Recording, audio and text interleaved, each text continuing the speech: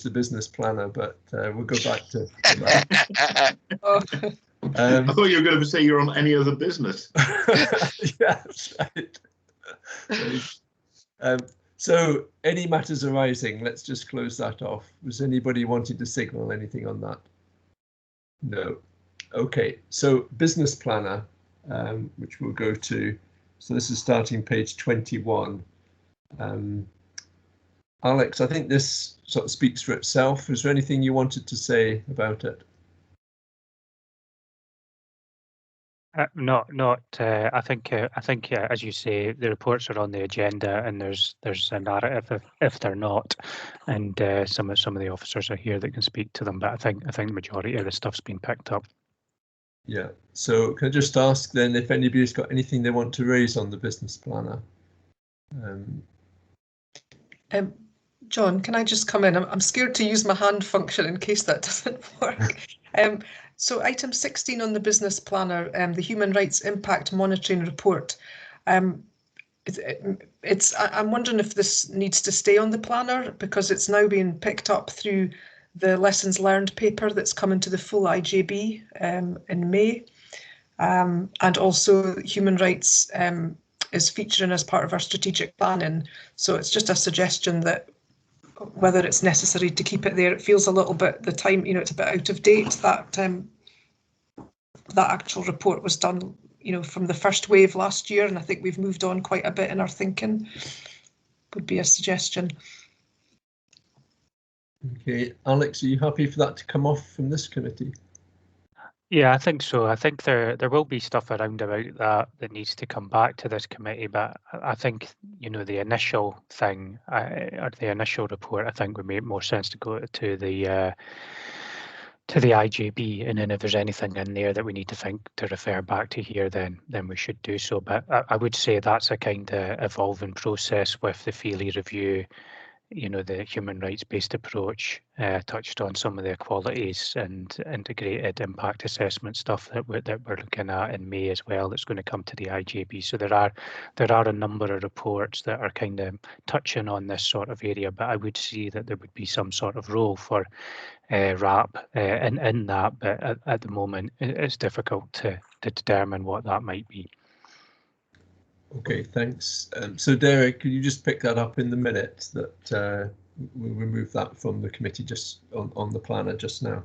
Yeah, Chair, if you're happy enough, I'll change the delayed to removed, and the text there at the side of it kind of explains what we've just indicated, report to IJB, which will give the direction moving forward. Okay, thanks very much. So if we can note the rest of the planner, which has been updated for the various intended reports coming forward. Okay, thank you.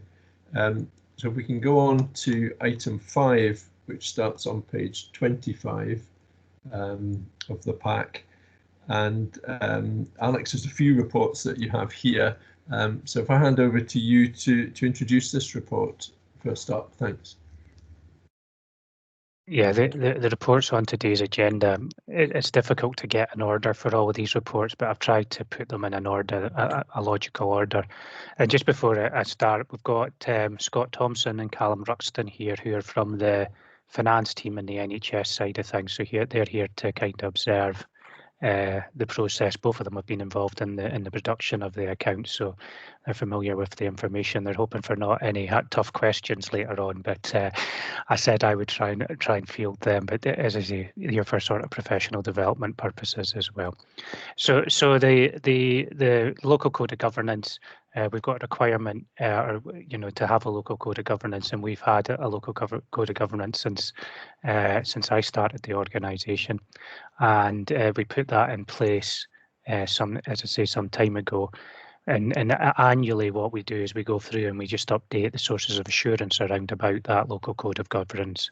And as you can see in the report, the sources of assurance have been updated from the IJB and from the council perspective. I don't think we received any further information from NHS Grampian on their ones, but the sources of assurance in the council and the NHS largely remain static, although when they go through and update some of their processes and so on, that whereas what I like to show in the IJB one is to kind of show what we've done when, so that you've got a good understanding of the governance processes and documents that we've been updating over the last year. So, Chair, this forms a part of the accounting process and feeds into the annual governance statement, and it's before you to approve the sources of assurance. Okay, thank you, Alex. So can I open it up for any comments and questions? Okay, I'm not seeing anybody signalling. I had one question on page 35, and it's around the principle F. There's a reference there to an annual review, and it was last done on the 11th of September 2018 around the committee effectiveness, and totally understand the last year where we've had particular arrangements because of COVID. I'm just wondering, Alex, if there's a need for us to be looking towards some kind of review on the committee's effectiveness. Well, can I just get the page reference again, John? Yeah, page 35 on the first column. It's the fourth bullet point down. Right. So I think, I mean, that one's probably what we've done in the past is actually use the report that's on today's agenda as the basis for that. Okay. Is the the document that would most logically close that off. So I think that's that RAP duties one where we've kind of had a look at that. Now there may be something else that the committee want to do in terms of assessing their effectiveness, but the previous chairs have used that report as the basis for that, and yeah. Just to consider where that comes from. But yeah, that reference probably should have been updated to say that it was on today's agenda. Okay, well, with that, then, so what does the committee have any views on that? Are we happy to proceed on the basis of this being an opportunity to review rather than anything else? Okay, I'm not seeing anybody signal. So yes, if it's updated for that, Alex, that would be fine. And so if we go back to the recommendations here, we're being asked to approve the sources of assurance shown in Appendix A. Are we happy to approve that? John, sorry, can I just, it's an observation from me. It's just, it's interesting to me that there's nothing about COVID. COVID hasn't changed any of the assurance points, and I just wondered if that was a deliberate, we're seeing COVID as a temporary period. I'm thinking of the virtual world and, slight changes in how auditing has been done and stuff, but it's maybe not relevant, but it was just an observation that COVID doesn't seem to have impacted this at all. That was all. Alex, yeah. I think in terms of the sources of assurance, it potentially hasn't. But I think when you look at the assurance statement, we do mention COVID in the assurance statement, and we mention the processes and approval processes that were put in place at that point in time. I think now where we've got to as an IJB is that we're back to where we were previously, and if you remember back, this set of reports actually went to the full IJB because RAP was stood down at that point in time, and also we did a kind of shortened version of these reports as well at that point in time as a result of that. So I think from my perspective, the sources, we're kind of moved back into our normal governance routine, and we're working our way through that. But there is mention of COVID within the governance statement. Did you want to come back? That's helpful. No, that's helpful.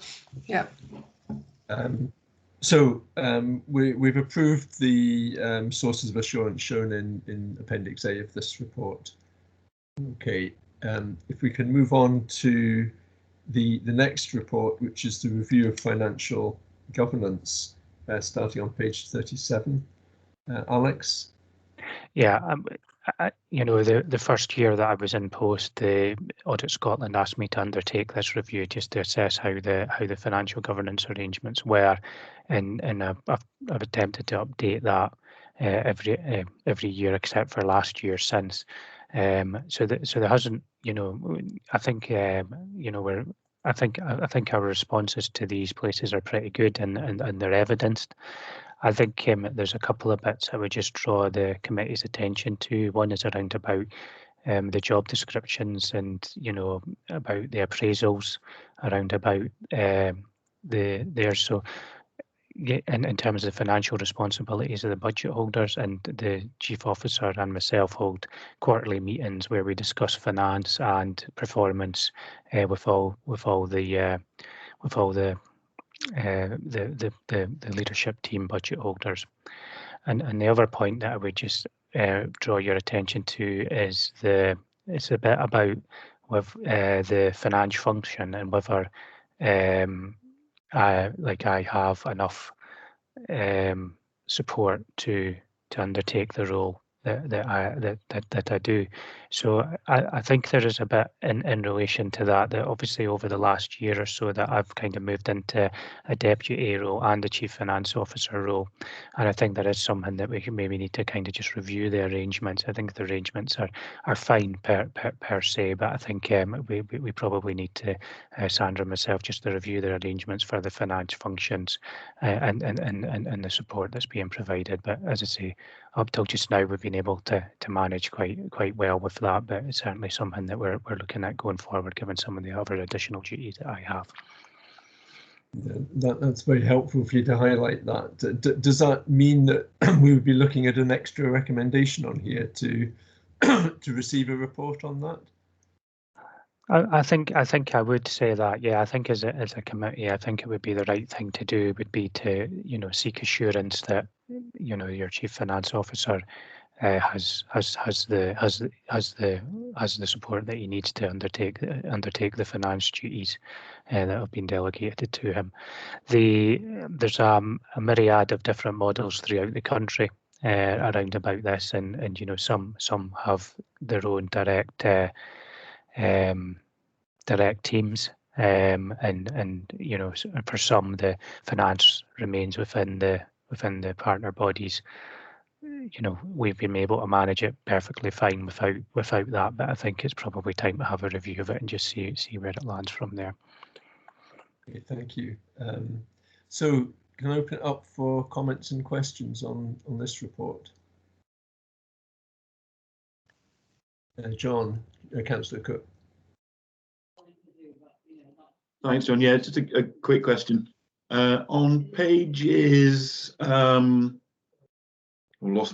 pages 49 and 50, there are a couple of references to the APS committee. Should they be changed now to RAPS? Yeah, I'll get that changed, John. Thanks for highlighting that. I just wanted to prove I'd read it. No. we know you read every report, Councillor Cook. So. Yeah. Any other questions?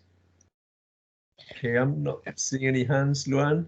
John, just really welcome what Alex has raised about the support around his role, and I suppose I'm thinking of how the work of the leadership team is widening, and there's all this whole system redesign. So balancing the chief finance officer with his deputy role, is going to be really important. So I welcome that recognition. Thank you. Okay, thanks, Luann. So are we, if we can move to the recommendation, well, we've got one here, so that's noting the content of the report and the results of the executive team review, which has provided at Appendix A for us. And then, Derek, we're looking for a second recommendation there relating to the review that Alex and Sandra will undertake, and to bring a report back to us on the capacity of the Chief Financial Officer. Can you construct a recommendation for the minute on that? Can do, Chair. I was suggesting instruct the Chief Officer to investigate that the Chief Financial Officer has adequate support to undertake his financial responsibilities allocated to him and report back to a future RAPC. Okay, that sounds good. We content with that? Yep, seeing some nodding. So thank you very much for that report as well. And actually, it was remiss of me not to welcome, is it Callum and Scott? Did you say? Do they want to quickly, if they're minded to show us who they are, just so that we can say hello?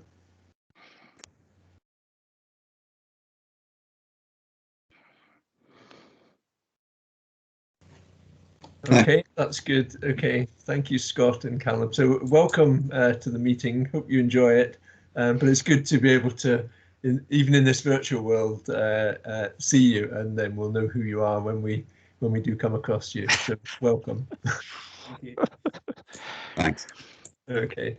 So if we can move on to item, the next item, which starts on, which page is it? Item 7, annual governance statement on page 55. 55, yeah. I'll just scroll down to that. So again, Alex. Yeah, I mean, the annual governance statement forms a major part of the accounts, and you know, the format of ours has, you know, I've tried to keep it consistent over the years. I think what we've done has been useful in terms of just tracking the changes that we make to our governance environment. So we make changes and review documents all the time as part of good governance, and I think that shows. And even given the situations that we had last year, we were still able to go and do a number of activities to kind of provide assurance and update some of these documents. A couple of points I would just kind of pull your attention to, or it would be the information from NHS Grampian is in a draft at the moment, subject to approval from their audit committee. So I've just put in there pending approval on the NHS draft statement. The council one is finalised. We weren't able to undertake some of the improvement actions that we would normally have done, although we have done some work on them. We haven't just been able to kind of close them off at the moment.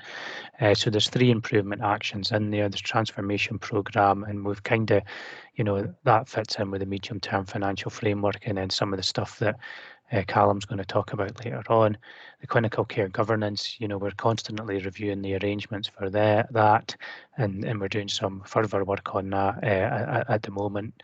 And then the leadership team development, obviously now with you know, different resources, different people coming into the leadership team, then that's something that we're picking up again. And tomorrow we've got our first leadership team session with them. So we are putting things in place to deal with that. We have done some of this stuff over there, but I just didn't think there was enough that had been done to actually officially really close that stuff off. So we're going to keep that on the list in there. I'd say that the first 2 of those you would see within the IJB at some point in time, because they'll probably require an IJB decision. I'm not sure the 3rd one. I think that would be a decision of the Chief Officer of the Leadership Team Development Programme, and that's an operational decision. But the other 2, I would think, will be of interest to the committee structure of the IJB. And that was all I was really going to raise on this. I mean, the document's been updated, and I'm happy to take any comments. Okay, yes, and so those are listed at page 68, and yeah, we'll note that those continue, and we'll hear further on them. Okay, Councillor Bell. Thank you, Chair.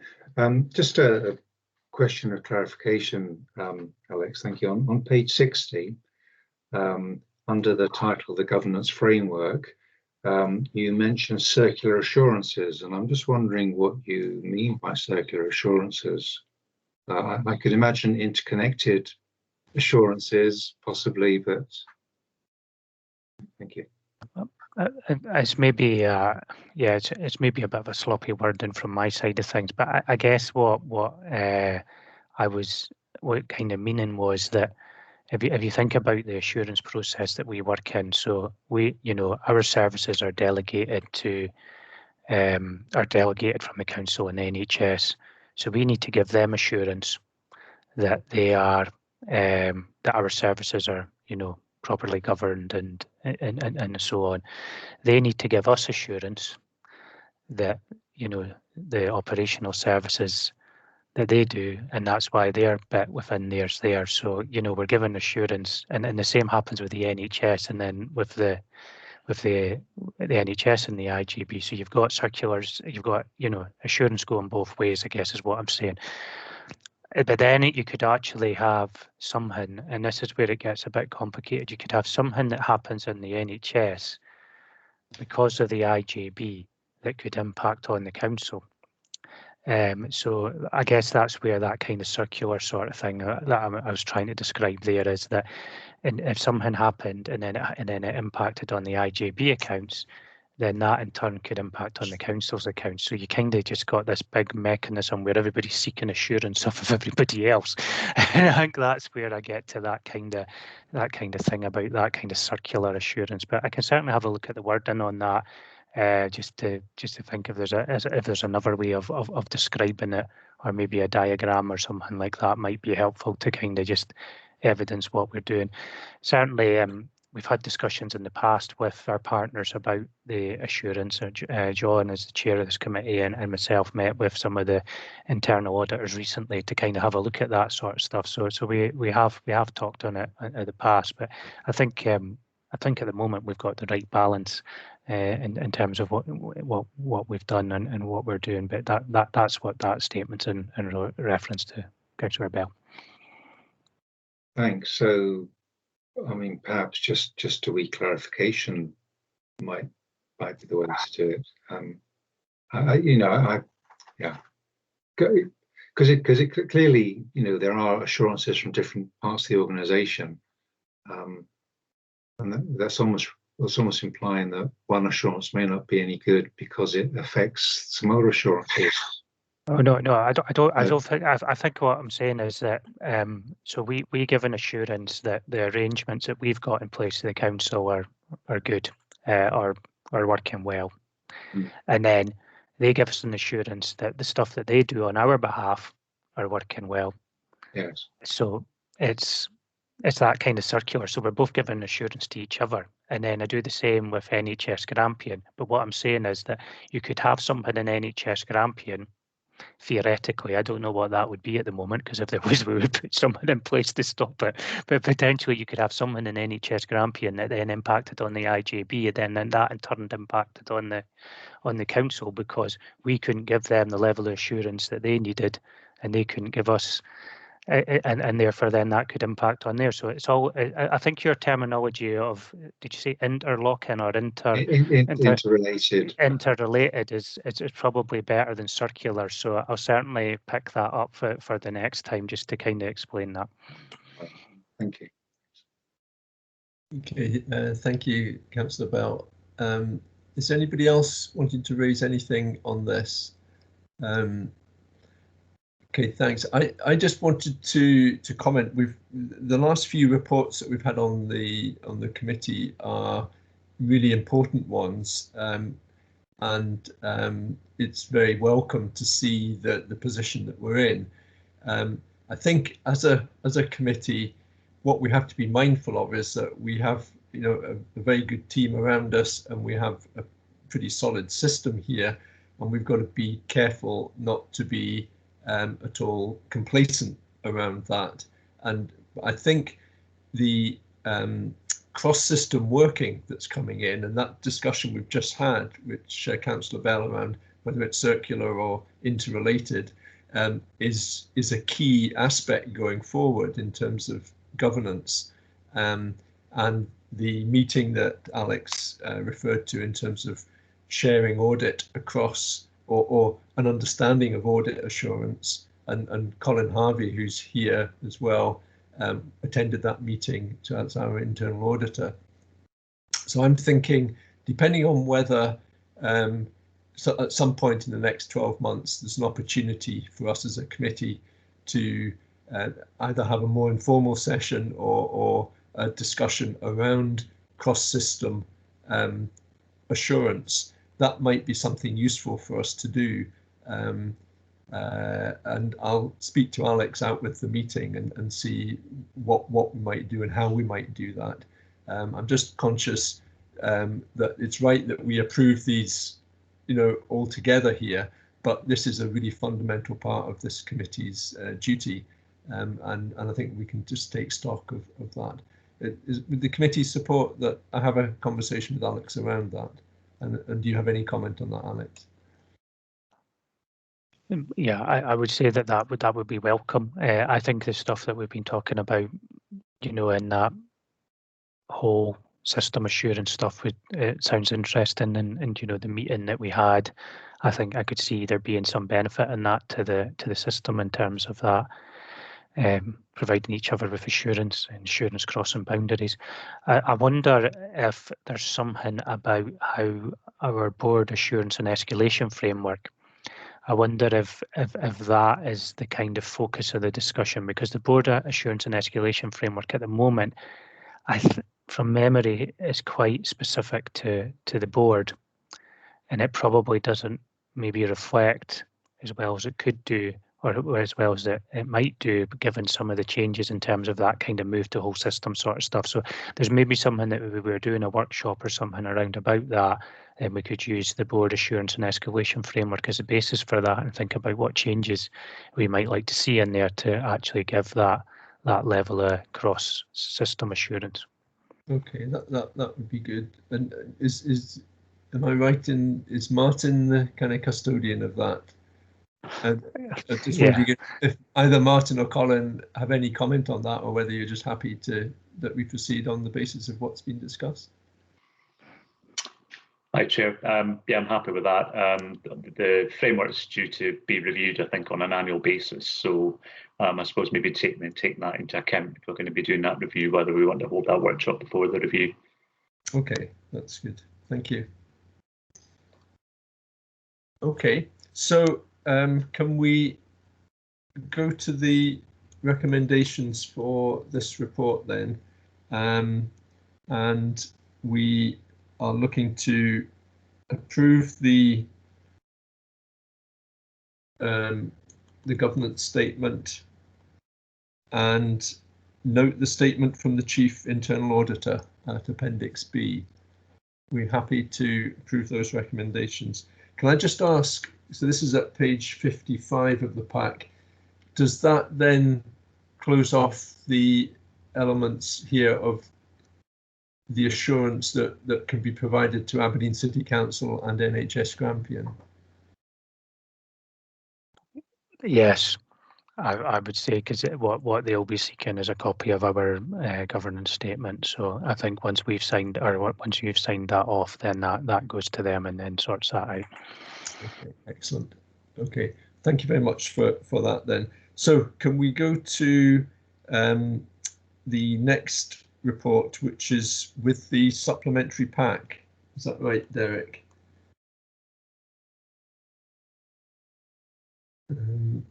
Sorry, Chair, sticky microphone. Yes, indeed, it is in the supplementary pack, item 8, to the approval of the unaudited accounts. Okay, thank you. And I'll hand over to Alex in just a moment, but this report, I think, does pick up on a number of the aspects that we've seen in the other reports around the governance, and is really well constructed, I think, giving a statement of where we are on our accounts. So, Alex, did you want to introduce this report? Yeah, I mean, just to say, Chair, I mean, it's a fairly major undertaking to get that to this stage this quickly, and to have a set of draft accounts by the 27th of April has been a really big team effort, and not just within the finance team. Martin and Alison also played a big part in terms of pulling this together. So really grateful for their support. And Carol as well, in terms of bringing all of this sort of stuff together for me as well. So I think what you know, we've got that set, you know, we've had to move at pace. There may be a couple of bits in here that's, you know, need tidied up, and that'll be picked up through the through the audit process or when the next version comes.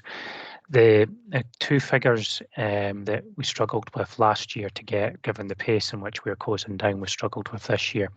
The first one is in relation to the pension information that's in the remuneration note of the chief officer, and you know, we'll have that for the final stuff.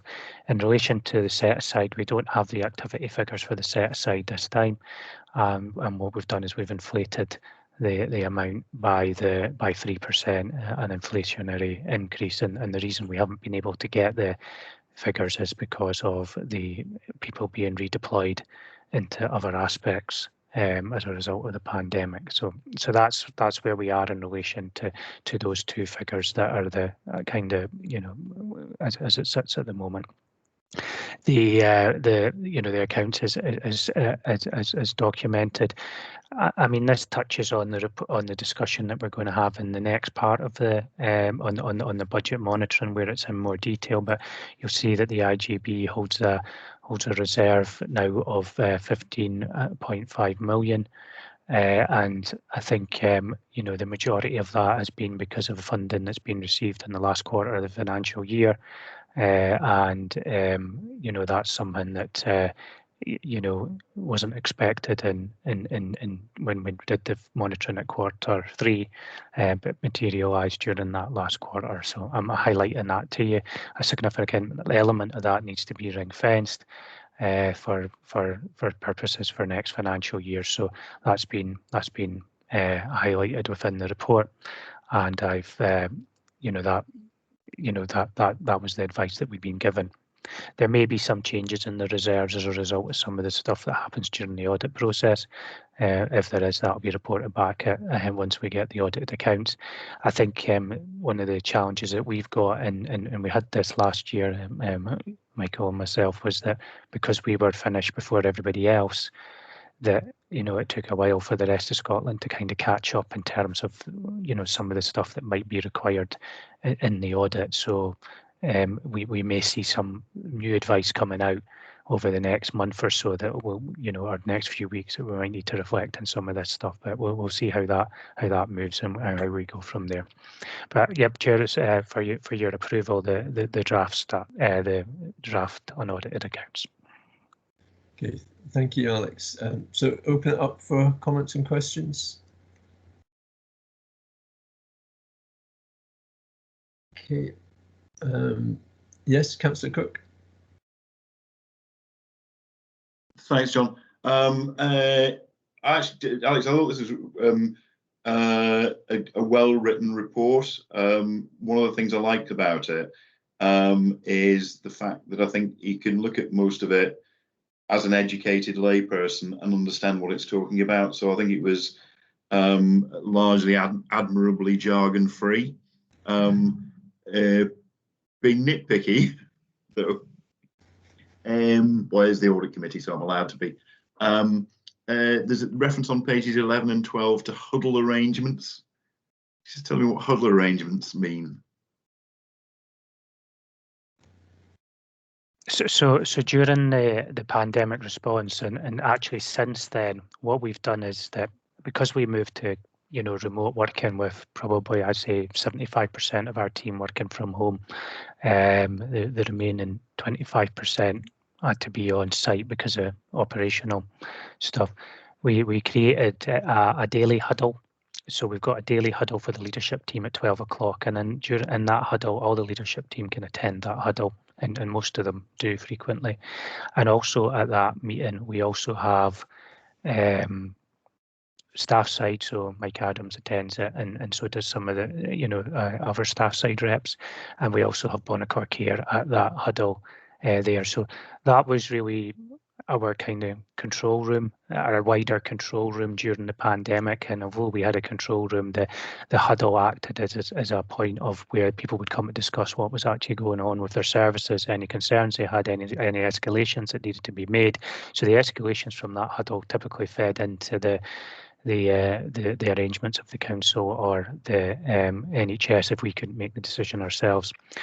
There was another 3 Huddle or 4 Huddles that were developed. So when we went through that Operation Home First, and even we kind of developed into 4 Huddles, and that was around mental health, frailty, primary care and localities, and the team split into 4 little huddles, and that allowed them to kind of work together collaboratively on what they were doing at that point in time. And the governance, so they went there, worked on their projects, came to that, you know, it was like, okay, have you got any problems? How can we solve this cross system? And then if not, then we escalated from there. If a decision was required by the IJB or by Chief Officer, then it went to EPB, which is our Enabling Programme Board, and that's held every Thursday, and the papers from there went to there if it needed a decision. So it wasn't a decision-making forum, but it gave officers an opportunity to meet and to have some support around about that point in time.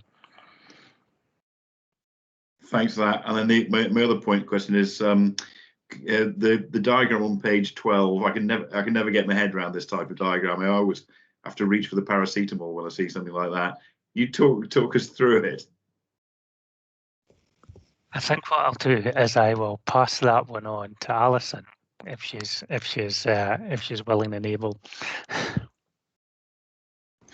Thanks, Alec. How did I know that was coming my way? As soon as you mentioned that diagram, John, I thought, oh, yeah, I know where this one's going.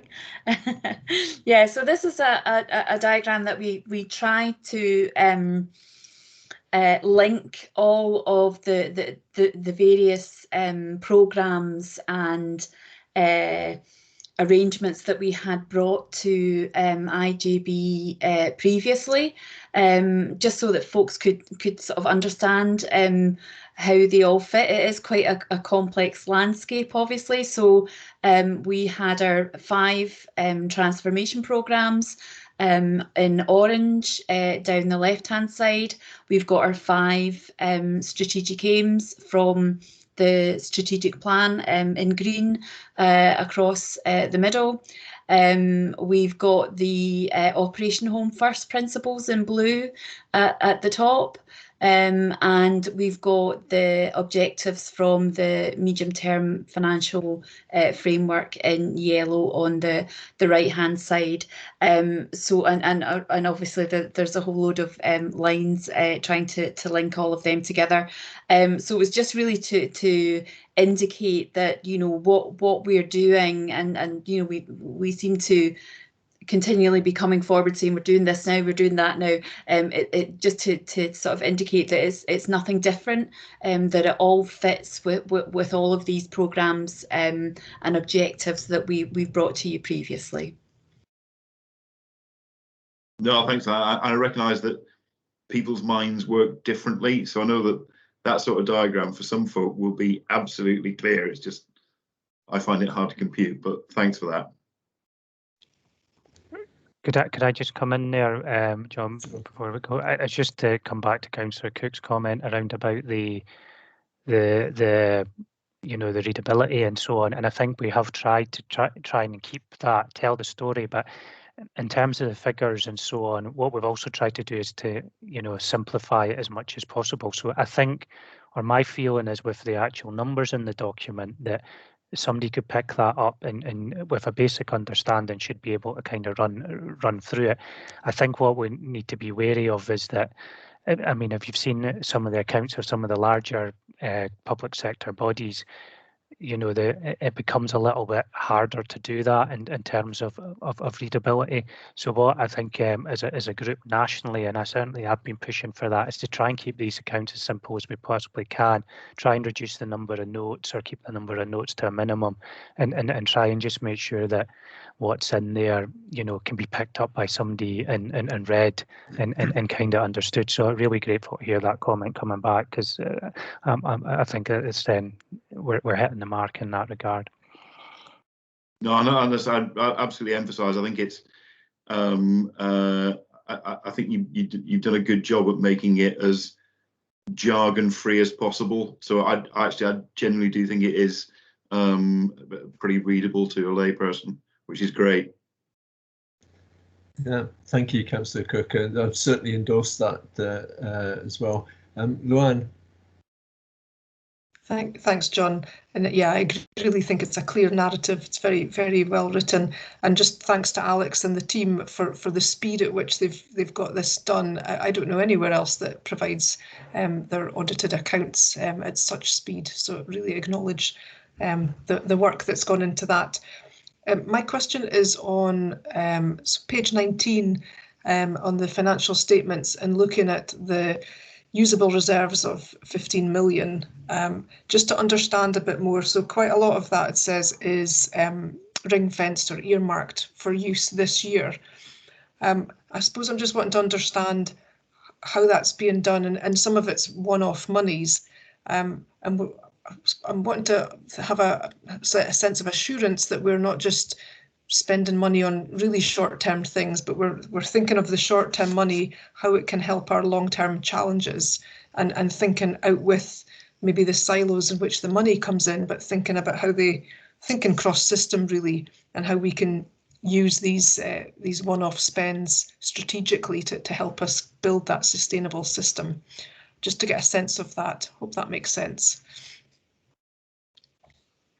I can come in there, John. I think there's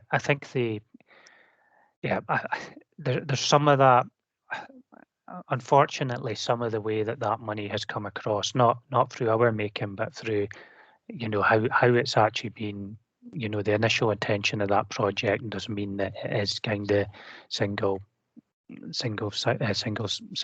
system. So if I take, for instance, the Primary Care Improvement Fund, now there's a large underspend on that fund, and that was transferred to us in the last quarter. Now we're sitting with that money, which is great because we know now that we've got that money in the bank and that we can go away and do stuff with it. But it has to be in relation to meeting the intentions of the memorandum of understanding that was agreed between the GPs and the government around about what that is, and then to do something within that gambit, you need to take that through the GP subcommittee, and then you would need to come back to the IJB to say what you were going to do with that one-off money. The one-off element is difficult. I'm not denying that, but primary care does have a recurrent element to it, and the one-off element is as a result of the recurrent element not being spent because we couldn't get the staff in because of staffing challenges within the North East. You could say the same with mental health and the ADP thinking as well, but on the Action 15 and the ADP, you do have a little bit more ability to make that a bit more cross-system, because as decision makers, the IGB and the ADP are the decision makers around about that, and the ADP, because it's a partnership as it is, it already thinks pretty well cross-system. There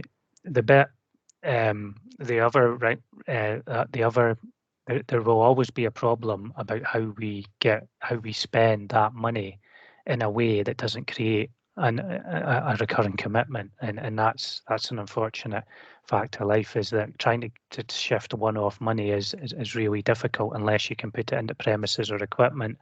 You can do stuff on short-term staff contracts, but even if you do that, you end up in a position where the system becomes used to it, and it can be very difficult to move away from that unless you know that your recurring funding source is going to increase in future years. So you're basically just bringing something forward. So that's something that we'll need to consider and think about in terms of those. The COVID money that we've kept for COVID has been, and we will spend that. And I'd say a lot of the spend in relation to COVID is non-recurring, because there will be some of that which will be, PPE, for instance, I don't think will ever go away as an additional cost, but I would expect to see some of those other costs starting to fall out the system, because once there's less outbreaks in the care homes, as what we've seen, then that will impact on that should impact on the amount of money they need to claim. The other bit, the complex care That was funding that was passed across that required to be ring fenced, and that's in relation to try and get some of these people who have been delayed discharges for some time and have got complex care needs out of the system. That's a change fund, I think, to kind of push that. Now, there will be recurring consequences on that, because if we put people with complex needs into the community and we take them out of hospital, which is the correct thing to do, it does mean that we need to put packages of care around about that, and there will potentially be some recurring costs in relation to that we'll need to have a look at. But the team who are looking at that complex care project will need to make an assessment on that. And I guess, I mean, we are where we are, and the system is the system. Whatever government's in place is always going to ring fence money and pass it over to you and say that this is required for a specific purpose, and you have to go and deliver on that purpose, because we are a mechanism for delivering their priorities. It would be great if the money just came across and said, just go and do what you like with it. But unfortunately, that's not the world that we live in. So we need to work within that boundaries, or within those boundaries. And we also need to then think about, you know, our sustainability of the longer term system needs to be taken up with our review of our medium term financial framework and how we do that. So because we've got the 7 years in the medium term financial framework, we've got an estimation of what the likely costs are going to be year on year, and we obviously need to put solutions in place to close those gaps. So I hope that helps in that regard. There are risks, but we're aware of them, and we work that through. Thanks, Alex. John, can I come back, just if that's okay? Yeah, I totally appreciate that, and I think it's really always difficult to spend one-off monies, because, like you say, people get used to it, and yeah, that can be difficult. Given that we're a partnership that's about learning and improving, and as we go, is there a conscious look at any research, or, you know, sort of working with staff to understand how the changes that have happened have impacted on them, so that we're doing that learning for the future? Because I suppose I'm thinking research is an area that you can use one-off money for, and there's not a requirement for it to carry on long term. So I just wondered if research and learning is built into, you know, the decision making about these one-off spends. I think there would be. I think there would be. I'm not aware of any specific approaches that we're recommending to take on research at the moment, but we would, before any decision came forward to the IGB, or, you know, look for data to validate what we were going to do. So some of the information, or some of this, when you agreed the medium-term financial framework, one of the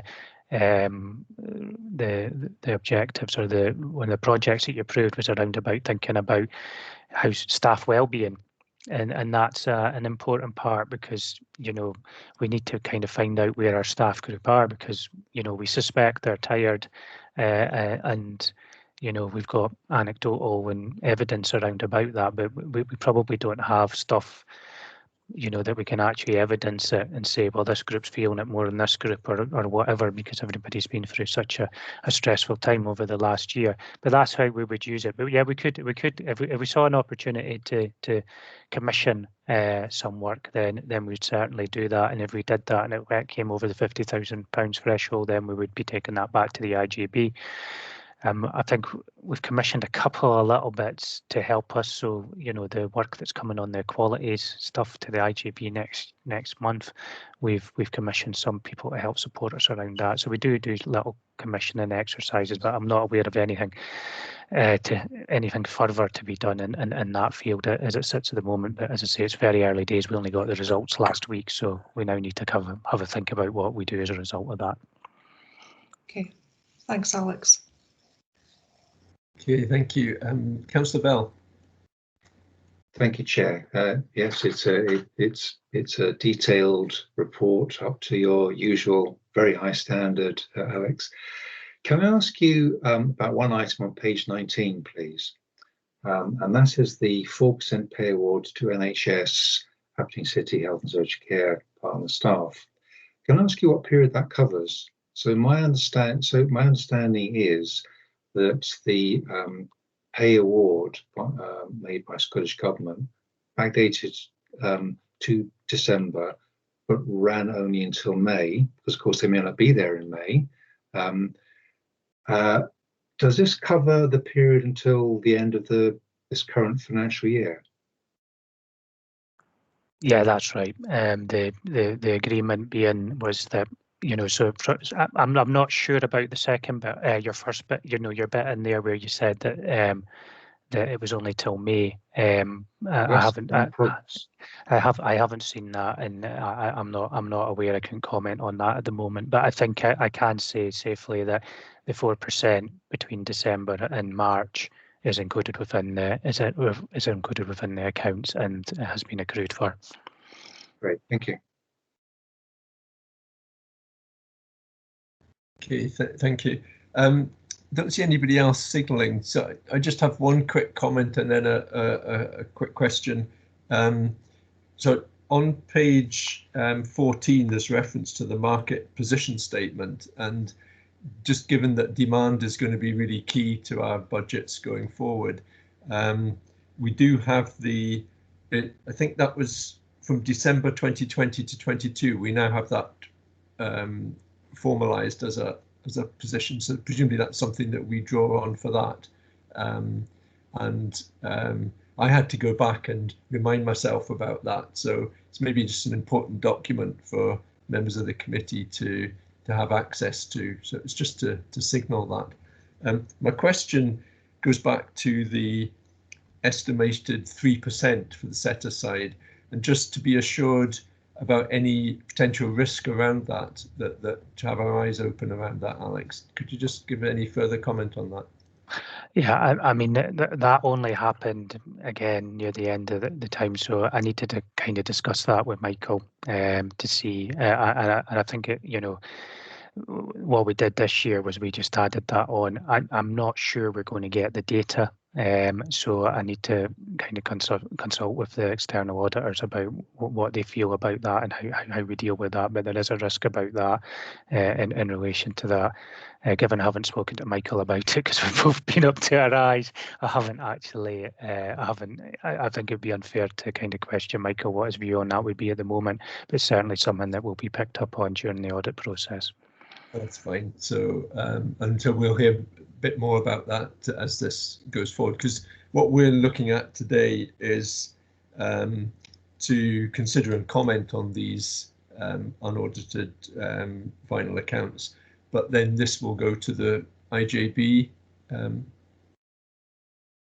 I'm just waiting just to find out, you know, just putting the final arrangements in place. So there's two options that are currently on the table. If I can make it to the 27 to the May IJB, then we would take the final accounts to there and the information from the external auditors. If we can't do that, then what we're seeking to do is to call a special meeting of the Risk Audit and Performance Committee, probably for the first week in June.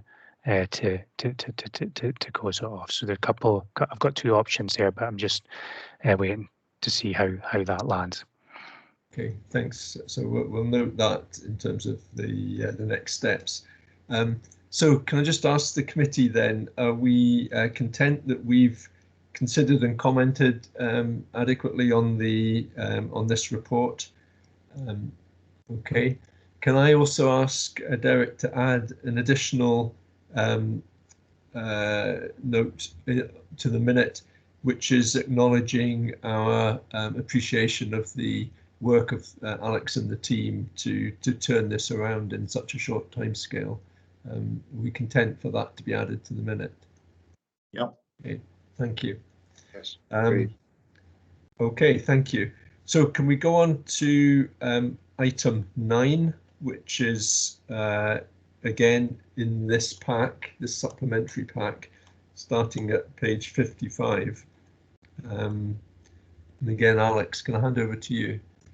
Yeah, thanks for that, Chair. I think we've seen a major movement in the position over the last quarter, and I think I did highlight that might happen, but I didn't really have the specifics at the point in time what that would look like. So through the year, we always felt that we had a risk around about indirect costs of COVID. And basically what happened in regard to that is that in Based on the information on the 31st of December, I went back to the government and told them that we needed £17.6 million, and that included our indirect costs of COVID, and that funding was passed across. The final part of that funding was passed across to the IJB in that quarter. So at that point in time, we had a figure of 17.6 that we needed for our local mobilisation plan. What happened after that was that the supplier sustainability payments, I then recalculated the supplier sustainability payments at the end of January, and I increased the forecast by £500,000 at that point in time because I felt that there was more coming through. And then when I got to the end of the financial year, I had to increase it by another £500,000 or 600,000 just to kind of because of the level of demand, and that's in relation to largely in relation to under occupancy, because there was a number of the care homes within Aberdeen City that were closed for admissions because they had active COVID outbreaks at that point in time. I couldn't tell what level that was going to be when I went back to the Scottish Government. The Scottish Government passed us £3.6 million of additional COVID money above the 17.6, and I was able to use that to fund that overspend on the local mobilisation plan so it had no impact on the IJB financial position. We also had an underspend that materialised on our mainstream budgets of nearly £3 million. And then, as I discussed before, we had additional income that came through in relation to other funding such as ADP, PSIP, Action 15, and the complex care and additional winter planning money that came through at the end of the financial year, and that totaled £10 million.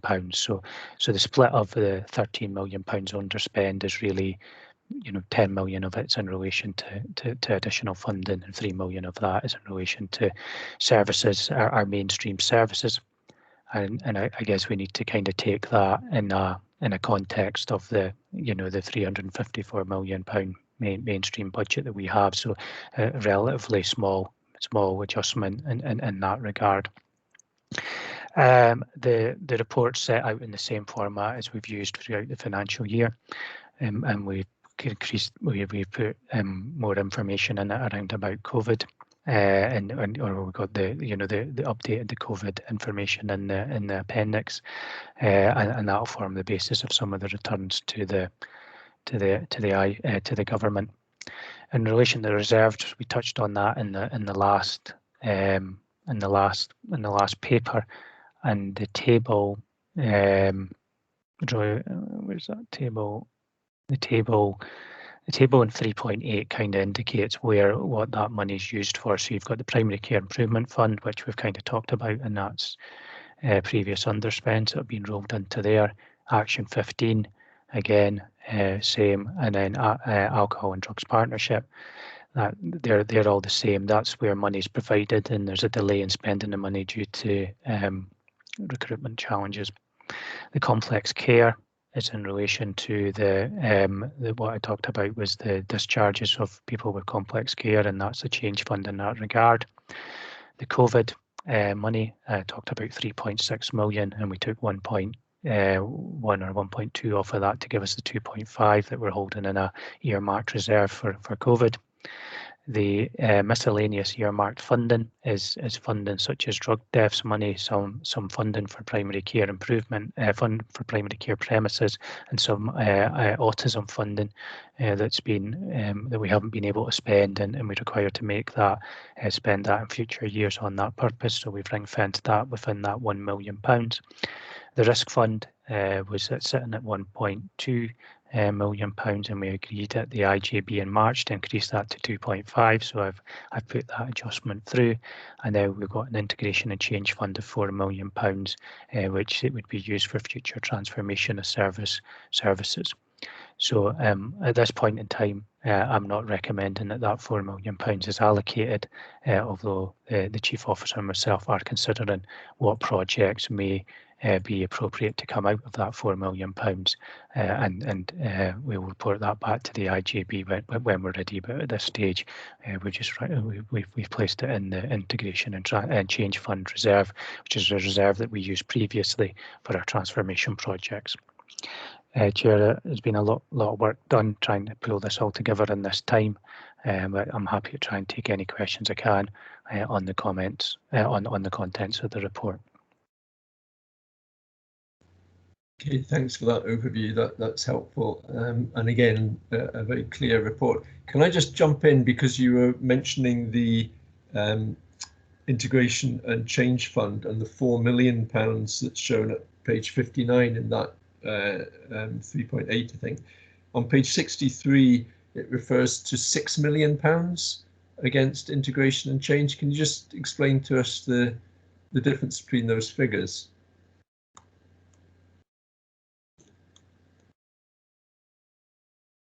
Just in appendix. Yeah. So that is what we did was we put all the income into that integration and change fund line on the budget monitoring. So what we were faced with a problem was that if we put this through another line, then it would muck up the results from the year and the monitoring that we've been doing, because it was such a significant value. So we moved that all onto that integration and change fund line, because I think there was maybe 250,000 on that before, but there wasn't a lot on it. So we just moved it all in there. And what we did was, when that balance came out of there, then we made the decision about what we were going to do in regard to that. So the difference of the 2 million is largely in relation to the winter money. The difference in the 2 million, I was thinking it was in relation to the winter money, but I need to think about what was in there. But it's different. It's difficult to say, John, because what you kind of do is that once you get the figure at the end, then you decide what your reserves need to be. Do you know what I mean? And I think that is one of the figures that contributes to the reserves. But I think trying to tie the two of them up is not easy, because basically some of that money might have gone into the risk fund, some of it might have gone into somewhere else. You know what I mean? It's like we know what our requirements were to carry forward, and then we use the balance, the total balance, to actually determine what goes into each pot. So I guess we're not comparing like with like there. I think it does say integration and change fund, but it's not the same integration and change fund that's in the reserve. Okay, that's fine. Okay, can I open it up to other questions and comment? Okay, I'm not seeing anybody else signalling there. My only other question is on page 63. Again, under directorate, we've got a variance of minus 73.9%.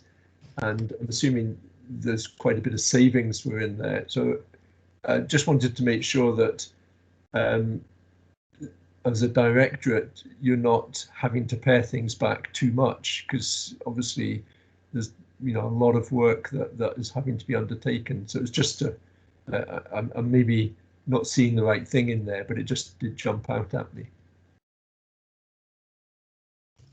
You're on mute, Alex. I must have been off mute and then I put myself on mute. I think that becomes that's a kind of holding code for the council, in terms of there's a number of projects within there, some that didn't spend and underspent, and then there's also some year-end adjustments that we put through there as well. So no, there's no impact on the directorate as a result of that. I think it's just a case that that we've used that terminology for a while and held some costs in there. Yeah. And some contracts that just couldn't be split out across the other lines. Okay, that assures me on that. Okay, Luann? Thanks. Just looking for a bit of clarity on sort of reporting back. So I'm thinking of the 4 million, the new integration and change fund. How will that come to the IJB? And also on the primary care improvement monies and the ADP monies, will that come through RAP in terms of updates on how we're doing with the spend? So any decision that requires, if it required, if it was over £50,000 and it required to be a commissioning of services, then it would come through. I think, within our medium-term financial framework, we did say we were going to try and refresh some of the PSIP stuff. So I would expect to see that coming through the IJB, and I would expect at that point in time we'll need to make a decision on what we're going to do with the underspend. I mean, it is a big underspend, but it's not the biggest in the country. I know that there's other parts of the country have a far bigger underspend in relation to those projects. But some parts of the country have actually spent all theirs and are looking for more because they've been able to recruit. So there's something about that. The ADP as well, I would say that, I've already met with the leads from the ADP and asked them to have a think about how we deal with that. And I guess, if there's approvals required, then that would need to come back to the IJB. If there's no further approvals required, then that would have to, then RAP would be an appropriate sort of place for that to go.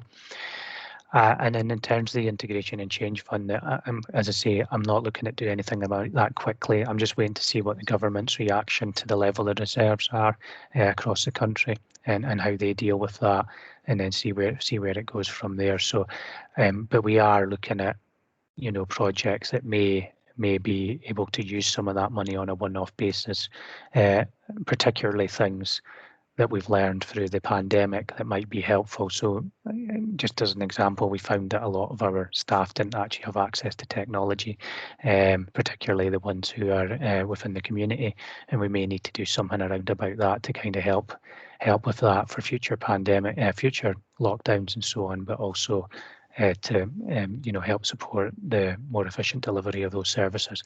So that's the sort of thing that we're kicking about at the moment at a kind of high level. But as I say, we're not ready to move on that. When we are, we'll be coming back to the IJB. Okay, thanks.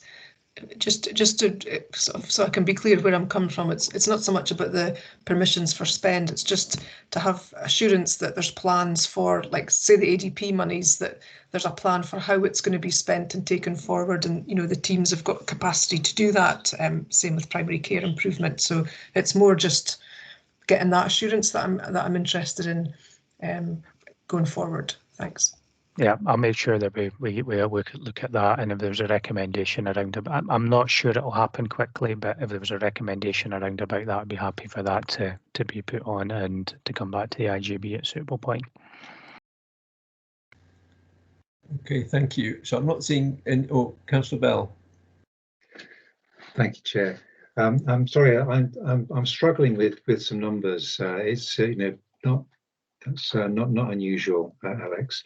So page 64, the bottom, well, the page 64, learning disabilities position, and also mental health and addictions.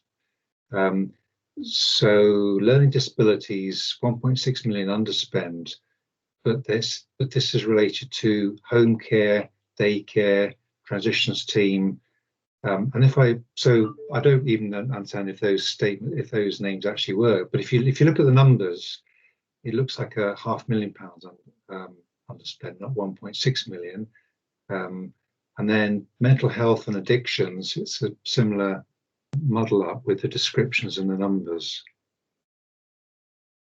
I think you're on mute. Yeah, so the learning disabilities is underspent by 1.6 million, and what we're kind of saying there, that there's been an underspend on home care, daycare. Oh, I see. Right. And transitions, and then some of that's been offset by an overspend on residential care of 1.7. So what we're seeing on that one is, my suspicion what's happened there is that because of the new care at home contract, that they've kind of moved spend about the place, but because there's overspends on home care in other parts of the system. So what I think has probably happened there is there's been some issues there around about that, and then there was an overspend on residential care as we sought to try and protect as many of the residents as we possibly could. I think there is probably more underspends in relation to there of a minor level that kind of add up to a little bit more in that regard, particularly around some of the stuff in terms of the things that they do with training services, because some of these services were stepped down as a result of COVID. and the mental health they had on the council side, they had an underspend of nearly £1 million, and then that was offset by an overspend on the health side of £500,000 due to the use of locums. Nice. Okay, thank you. Okay, thanks. So I'm not seeing anybody else signal, so if we can go to page 56, and on there we've got the where are we? The two recommendations. Just trying to scroll to get there. So we're noting. Sorry, I'm just getting there. Yeah, we're noting the report and the areas of risk and management. And I'd just like to thank you, Alex, for the full report on that and the scrutiny today. And we're also approving the environments that are listed in Appendix F. And I would like to really acknowledge that this last year has been quite unusual and therefore quite difficult, but we have been guided by you demonstrating great skill in that. So it's felt quite a safe year despite all the turmoil that's been going on around it. And I think I'd quite like the committee to acknowledge that in the minute, if members are content to do that. Okay, Derek, if you could pick that up for us. So thank you. Just to thank you for that comment. It didn't feel like that at some points at times, but yeah, we did. I think we did really well to get to where we did to with how and the additional monitoring. So thanks for that comment. Appreciate it. Yeah, okay. John, were we going to add in an additional recommendation about the reporting back? Would that be appropriate in this bit? Is that what you were suggesting, Alex, on PSIP and ADP? Yeah, I think I would, given that that's been raised, I think if there was a recommendation made, and I think that would give the IGB some assurance, because if the report does go to the IGB, I'm sure they would have similar concerns around about, or not concerns, but comments about that. So I just think if there was something that came back on what was planned to do with some of the earmarked underspends, then that would be helpful. Okay. Thanks. So thank you for that. If you can add that in as well, then Derek, please. Okay. What I want to do, because I think this next report will be quite quick, it's famous last words there, is deal with this report and then take a comfort break. Is that okay, the committee? Unless anybody's desperate just now, in which case I would take the break now. No, looks like everybody can hang on for a few minutes. So if we go to item 10, so we're going back to the main pack here, and we're going to page 75. So this report comes annually to us now, and we've got the review of the last year and then how things will be picked up in the coming year. So I think it's probably quite straightforward, Alex. Should we go straight to any comments or questions, or did you want to introduce it? Okay, let's open that up then for any comments and questions. Okay, I'm not seeing anybody signal. I had one, which is just to clarify, I think at I don't mark the page number here, but at number 10, which is hosted services, I don't think we've, for the year coming up, we've indicated on the business planner that September will be a time when we review hosted services. So I'm assuming that that will be picked up as well in the course of the year, which then closes off every single one of our duties as being planned for getting attention. So are you content just noting that, Alex, and then we, yeah, Okay. Definitely, I think if you put that into the recommendation that you noted that was coming, I think that would be helpful. It's just one of these things that you know, during the pandemic, to kind of move staff off of providing services to go and pull that together.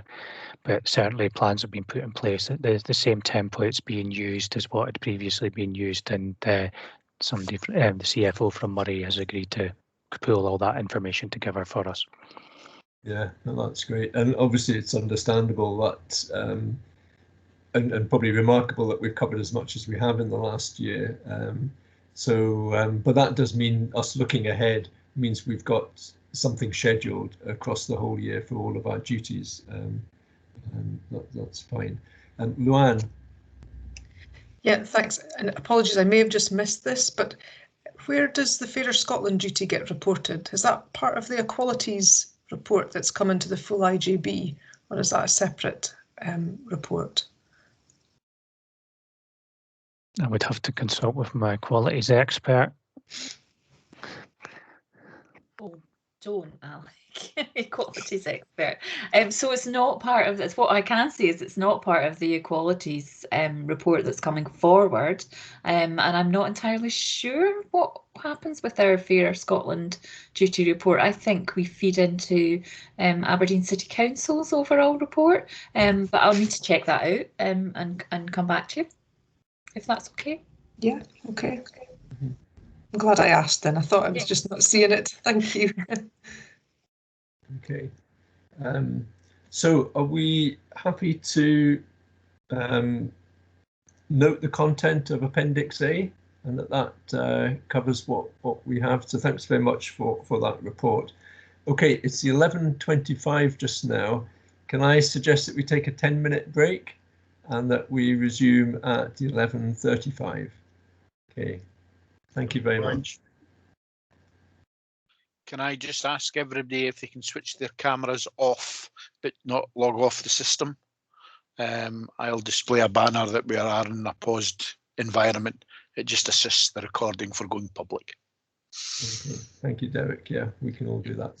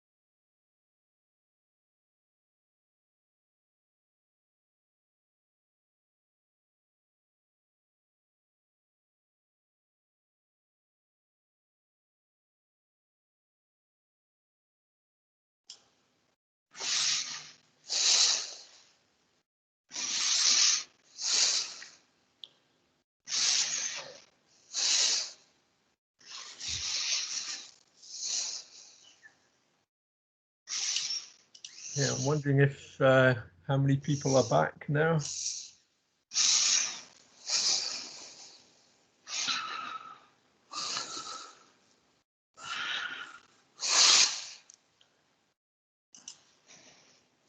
Okay, I don't know if it's my system just waking up again, but I can see quite a few faces. Do we have Alex and?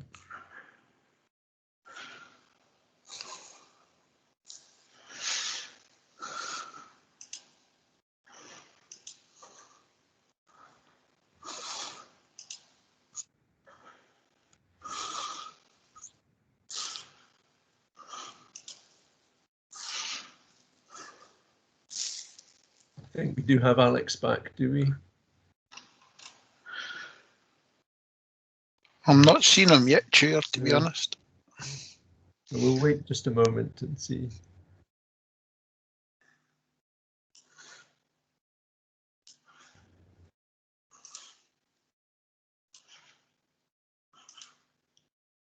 Here we go.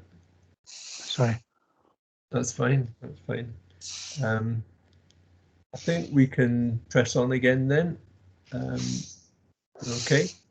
So if we can pick up at the directions update, so it's page 93 on the main pack. Again, this is relatively straightforward, I think. But does either Alex or Carol want to comment on this? I'll let Carol have the honours. I've done enough today, I think. You can sup your coffee. Thank you, Alex.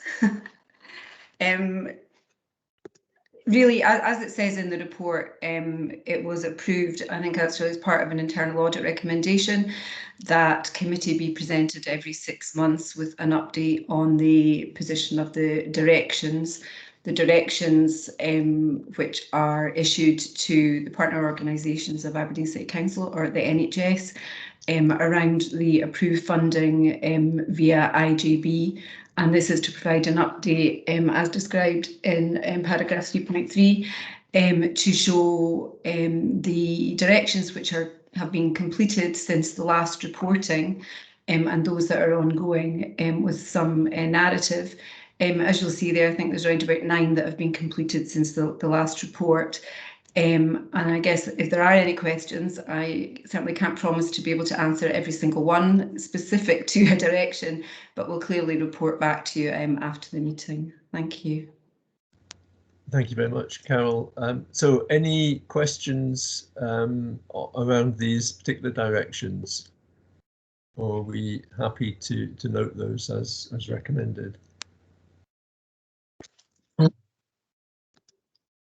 Luann?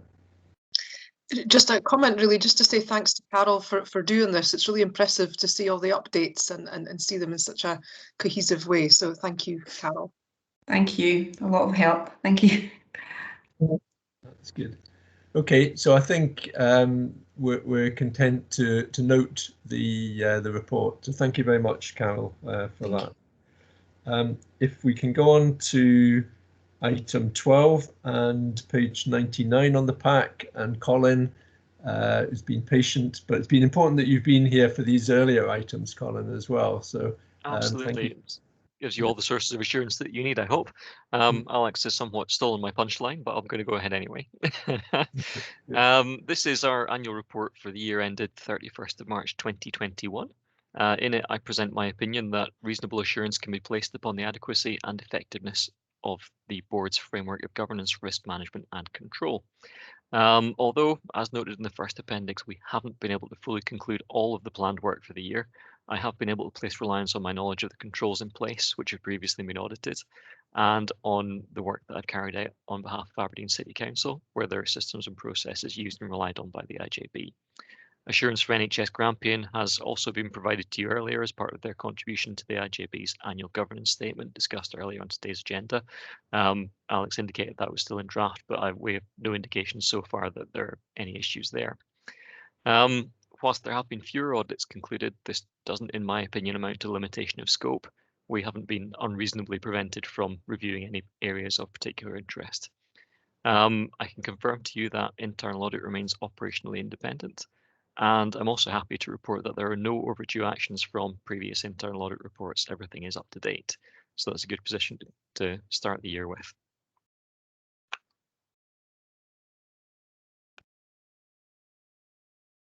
Thank you for that introduction, Colin. That's great. And again, just given the past year, it's good that we're in this position. I've got some questions, but I'll open it up for other people first. Anybody want to come in? Luann. Thanks, and thanks, Colin. My question's on 3.7, where it talks about the capacity of the internal audit team, and just looking to hear if that's resolved now, or if that's an ongoing issue for yourselves.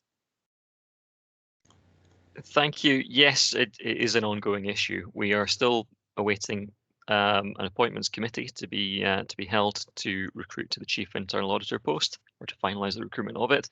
Depending on how they're minded.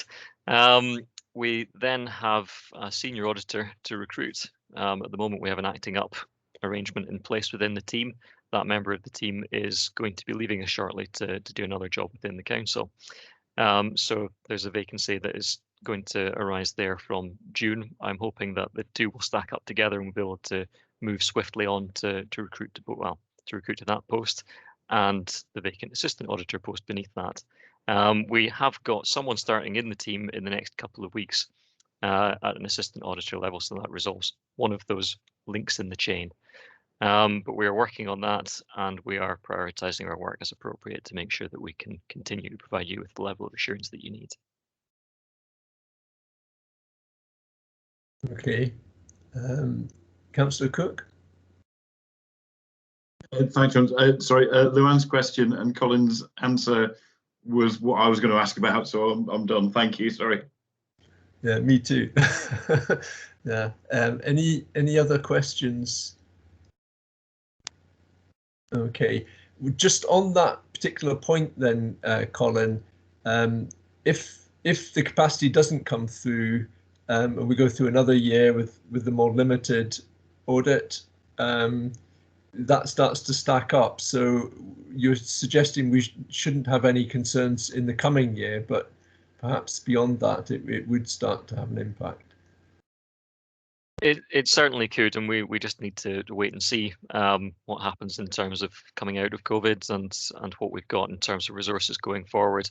I will continue to monitor performance, report back to you, and let you know where we are with things, and make sure that we're on track to give you those assurances that we need. I think we're picking it up again a lot better than we were earlier in the year. We're in a better position now, resources aside, and those are close to being resolved. So I don't anticipate being in the same position next year. Okay, thank you, Colin. Don't see anybody else signalling. Okay, so can we go to page 99? We've got the recommendations there, and there's 4 of them.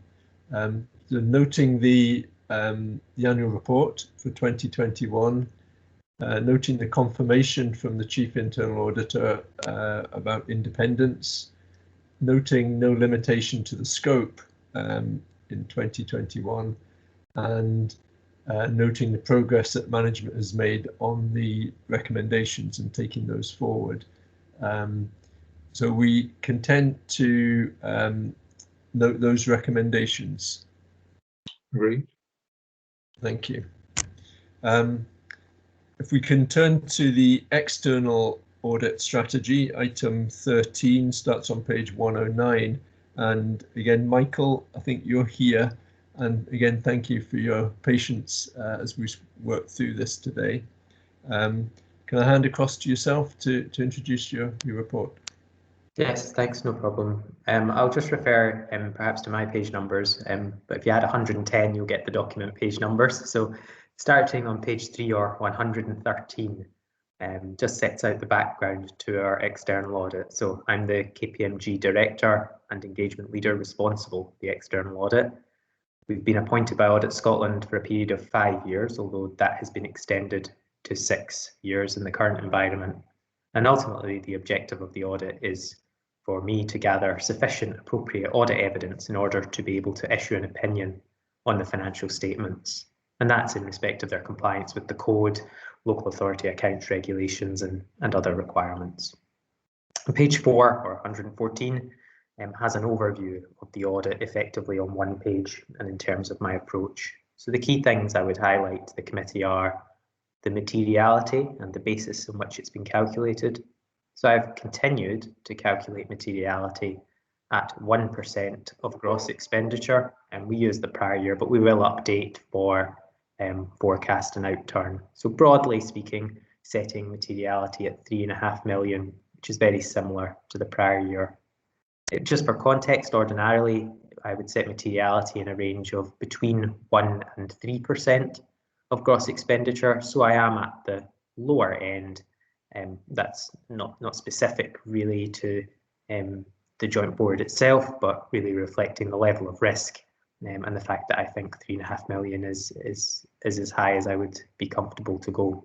Nonetheless, we do address some audit procedures to identify errors at a lower level, for example, in respect of remuneration or other areas which are higher profile within the financial statements, either by their nature or by the attention that they draw. And we will ultimately report misstatements at a lower level where we identify those. So that's £173,000 either individually or in aggregate. But as I've said, if they relate to an area that I consider higher profile, I would bring it back in any case. Going down the page, we identify significant audit risks and other areas of audit focus. That's an important distinction because if it's a significant audit risk, then that determines a specific set of mandatory procedures in terms of the audit standards. So there are usually 2 presumed audit risks that would exist in any audit. That's the fraud risk from management's ability to override controls, which I accept exists in this case, and the fraud risk in respect of income and expenditure recognition. So that's around the judgment over when to recognise income and expenditure, usually more judgmental around year end. Because of the nature of the board's operations and fact that the records are substantially those of the partner organisations, I rebut both of those risks for the joint board, so I don't consider them to be significant risks.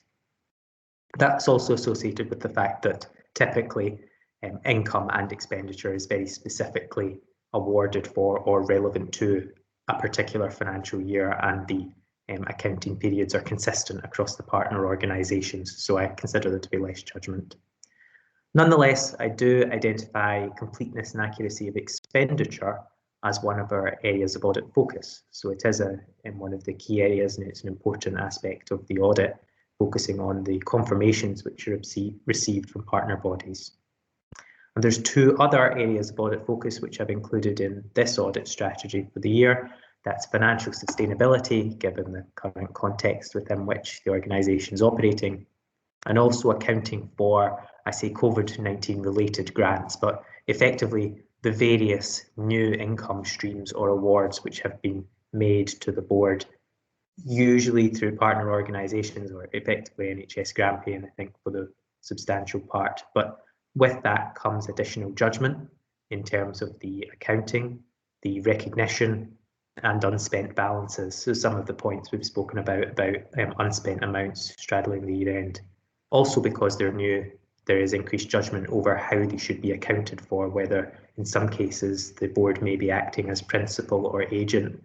I think as Alex referred earlier, it's important to recognise that the joint board is the earliest to prepare its accounts, and therefore at this point in time, I'm conscious from discussions with Audit Scotland that there has begun to be consideration of accounting risks and judgments around these areas across entities, and KPMG is part of those discussions, but they are at earlier stages, so there is a risk that a view is formed during the audit fieldwork effectively, which may give rise to some adjustment or amendment in the financial statements.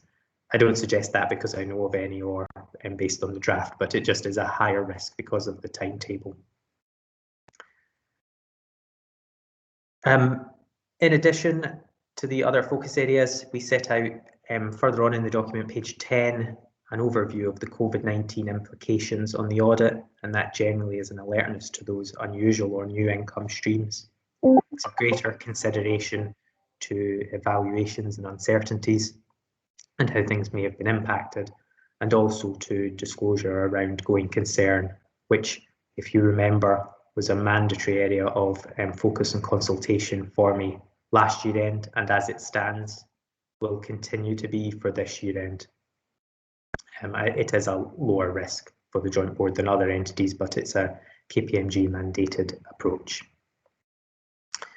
Page 14 or 124 onwards set out the approach to wider scope areas that's consistent with previous years, so financial sustainability, governance and value for money. And the remainder of the report is mainly mandatory communications that I have to make, so confirming that we're independent and setting out the fee and its basis, which is again consistent with the previous year. So I won't go into that in any other detail and just stop there. Okay, thank you, Michael. So open that up for questions and comments, please. Okay, just while I'm not seeing anybody signal, can I just ask you about the timeline? This committee, if I'm picking it up right, I think it's page 130 for us. This committee coming a bit later in the timeline, does that cause any difficulty for the rest of the timeline?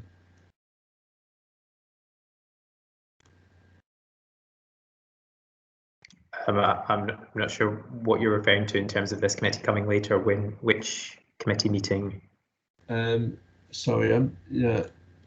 There was an indication that the strategy would be looked at before April. No, that doesn't cause any issue. No, we've presented the audit strategy before commencing our audit testing. That's all that's required. Okay, that's fine. Thank you.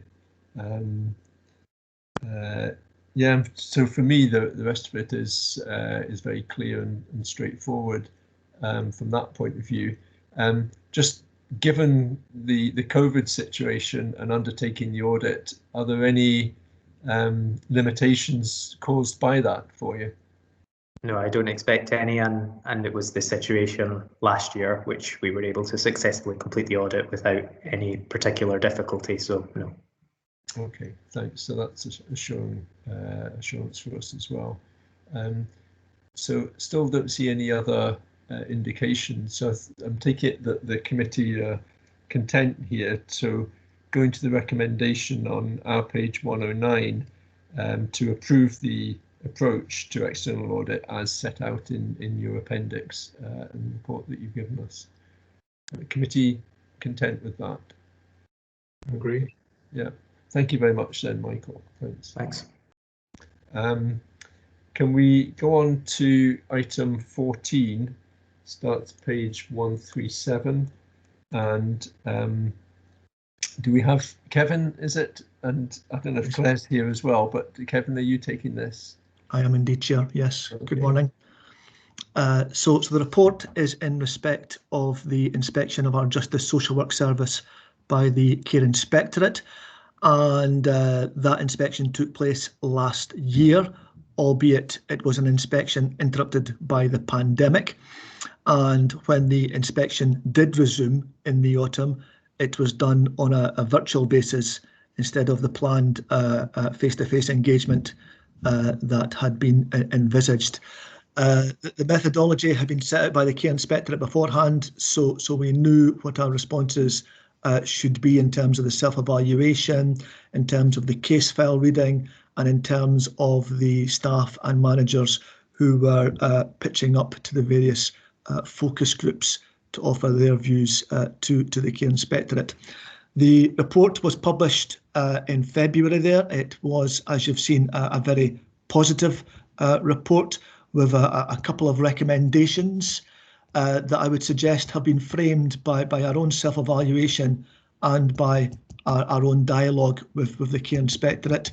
And one is in respect of finishing our delivery plan and implementing that said delivery plan, and doing likewise for a performance management framework, and putting in place reporting cycles for these. And the second recommendation is in respect of our key processes and our QA mechanisms that are in place in the service, particularly those in relation to the risk of serious harm. The Care Inspectorate required an action plan to be submitted to them 6 weeks after the publication of that report.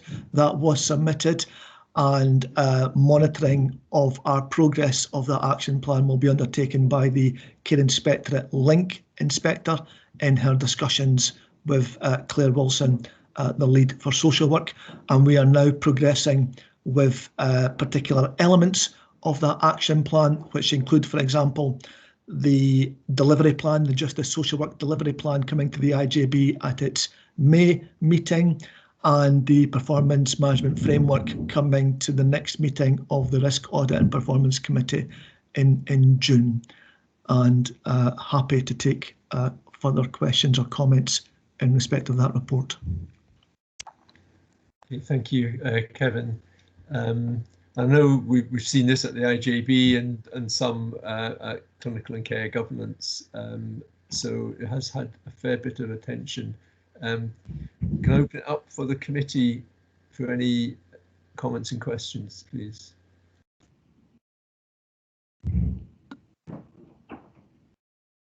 Okay, and I was noting that because the one area that, for the purposes of this committee and the lens that we have, was around the delivery plan, but that's coming back to the IJB itself, as you described. So I don't, we don't need to be chasing that as well, and obviously we'd want to endorse the congratulations to the team on the inspection, which is very welcome to see and impressive. Mainly because of the benefits to the service users that it demonstrates. Indeed. You can pass that on from this committee as well. That would be welcome. I will do. Luann? Thank you. Not to repeat all that, but just about the processes and the reporting back. I think where we're at now with our criminal justice services is about really aligning and bringing them into the body of the kirk, as it were, in terms of IJB business. So I really welcome the performance management framework coming to the RAPS committee so that we can see all how it all joins up in terms of how performance is monitored. And I think as well as part of that, there'll be an annual report on overall on all the services that criminal justice deliver coming to the IJB. So we'll make sure that that remains front and centre of our thinking, particularly as they're a key part of the partner for the practice that we want to share across the health and social care partnership. So really welcome the next steps. Thank you, Kevin. Thank you. Okay. Not seeing anybody else signalling. So just looking at the recommendations that we have on page 137, we're asked to note the contents of the report. I think for our purposes, if we can just note that there will be further reporting on the delivery plan to the IJB itself, and that covers our interest in that. And if we can add our acknowledgement and congratulations to the staff team as well, if we can include that in the minute. Okay, I think, yes, people are happy with that. So thank you, Kevin. Thank you, Chair. If we can move on to item 15, which starts page 173 of the pack, and we've got two national reports here which are provided to us. Alex, did you want to introduce this? I don't think so, Chair. I think it's like one of the roles is to receive the national reports of some of that are of relevance in relation to the partner bodies. There's a small bit in there about IJBs. I think the biggest probably impact though is that pressures on the partner bodies' financial position could impact on the councils, on the IJBs financial position in terms of future settlements. So, but nothing particularly that I would want to raise, but just to highlight that, you know, just to give you that information. Okay, thank you. Anybody want to ask any questions around this or comments? Okay, one thing, because I did it for myself, so just suggest to committee members, you may be interested in this as well. On page 180, there's a link to, where are we here? To a guide for audit and risk committees. And I downloaded that, and in fact, I printed a copy, and it is very helpful. It picks up on something we touched on a bit earlier when we were looking at assurance and governance around what COVID has introduced into the mix. And so that guidance is just a few pages, but it does list out a series of potential questions which audit committees might want to consider in terms of seeking assurance in the new setup. So I'll just draw that to your attention. Otherwise, are we content to note the two reports? And thank you for bringing those to our attention so that we can be aware of them and the implications for us.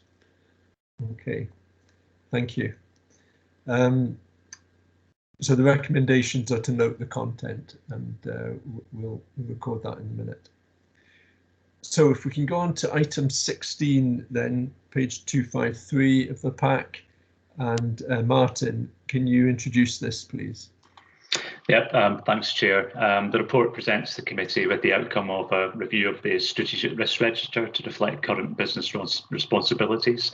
Specifically outlines the additional risk of the IJB being a Category 1 responder under the Civil Contingency Act. And the IJB asked that myself and the Chair discuss whether the risk could be woven into other strategic risks or could be a separate risk. So after meeting, we both agreed that a separate risk would allow the committee and the IJB to see clearly the risk in front of the IJB and the controls and mitigations in place to manage the risk. The draft risk is outlined at the appendix to the report in front of the committee. Just in way of update, since the risk was drafted, the Partnerships Civil Contingency Group met last week, and a few extra controls and mitigations are planned to be added into the draft risk in relation to exercising in terms of tabletop exercising, testing plans, testing schedules, policies and procedures, etc. So we will add that in as we go along. The report also provides information on risk 10, which is the EU exit risk, recommending that the committee consider removing it from the register, and also in relation to risk 3, which is the hosted services risk, outlining a review process for that risk, which will be reported back to this committee in September. The 3 recommendations are outlined at page 253. I'm happy to take any questions. Thank you, Chair. Okay, thank you, Martin. Any questions, comments for Martin?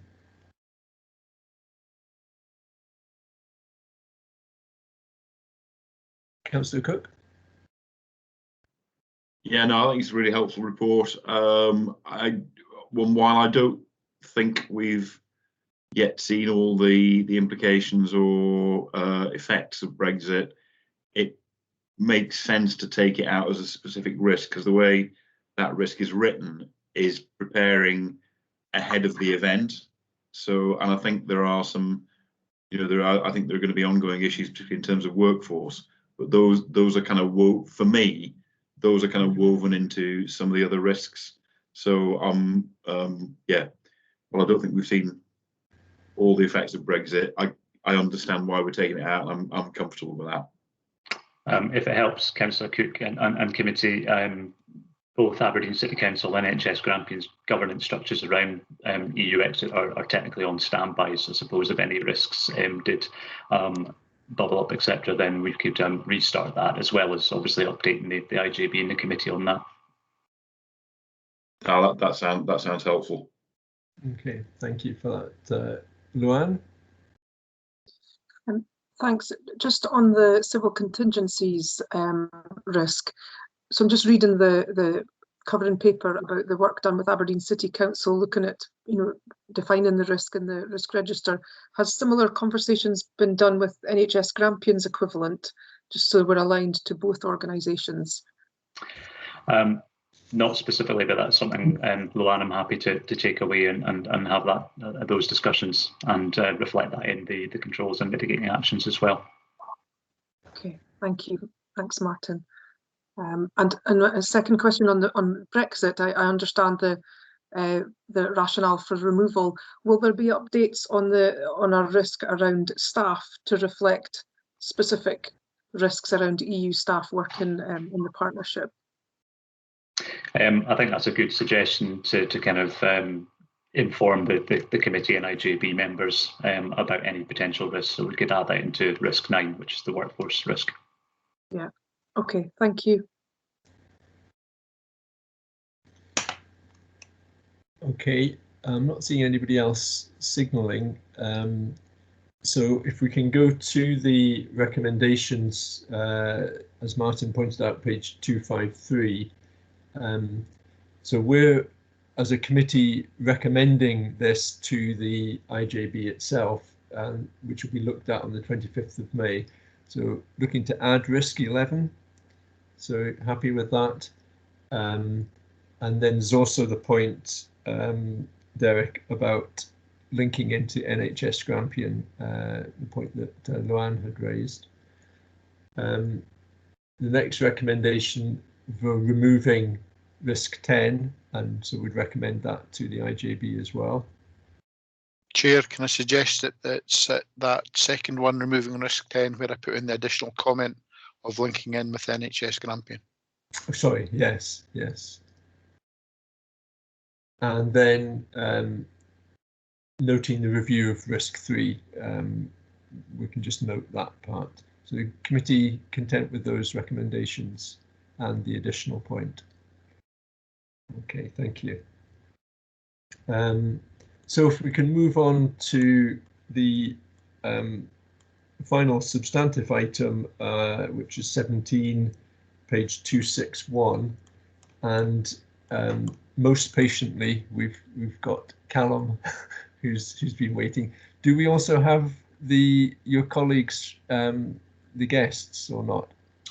Duncan's unfortunately had to send his apologies, John, so you're stuck with me today, if that's okay. No, that's perfectly fine. No, I just wanted to welcome them if they were coming.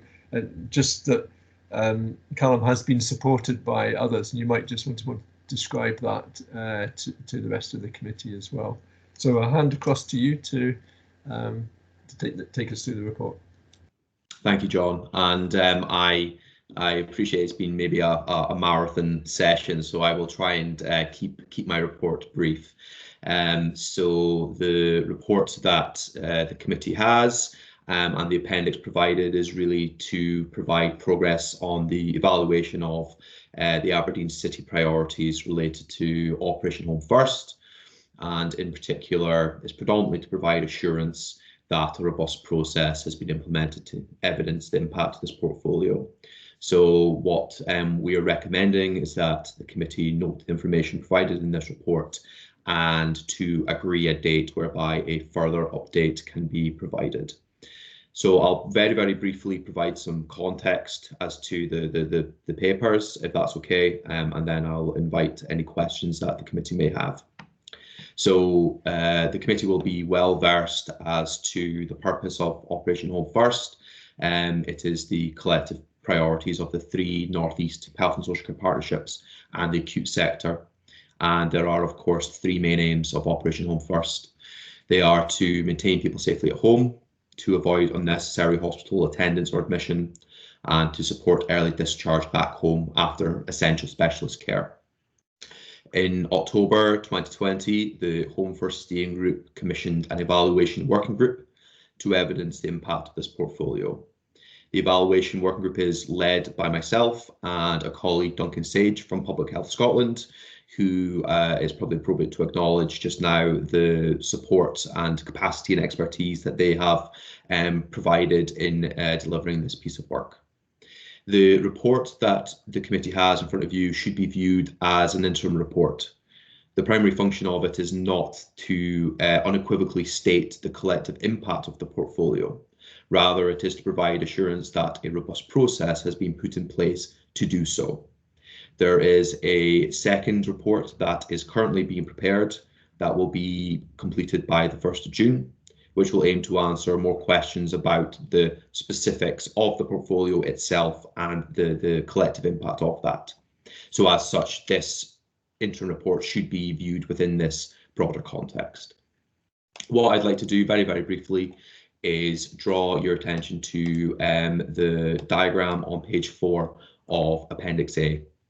This is what we've called the Operation Home First Performance Dashboard Development Flow.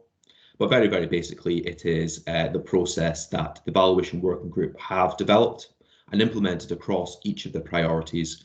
And this is what I kind of really want to emphasise, and I feel it's important to draw the committee's attention to.